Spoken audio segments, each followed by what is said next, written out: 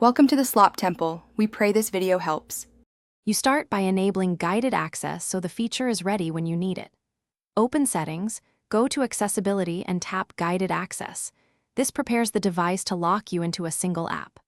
Once done, set a passcode or enable Face ID for easy unlocking and assign guided access to the accessibility shortcut so you can activate it with a triple click. This step prevents accidental exits and gives you control over which features stay available. With guided access enabled, open the app you want to use and triple-click the side button to start a session. You'll see controls to circle screen areas to disable touch or motion. Do this to block menus or ads.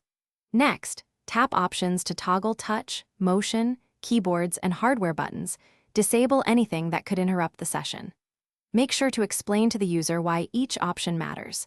Disabling motion prevents accidental exits from shaking, and disabling touch. When you're ready to finish, triple-click the side button and authenticate with Face ID or the guided access passcode to end the session. This restores full control. If the triple-click doesn't bring up controls, try authenticating via settings by disabling guided access or use the accessibility shortcut to force activation. As a last resort, restart or force restart the iPhone. This clears stuck sessions. If problems persist, check for iOS updates, because fixes for guided access issues often arrive in system updates. Thanks for watching. Consider subscribing if we helped you.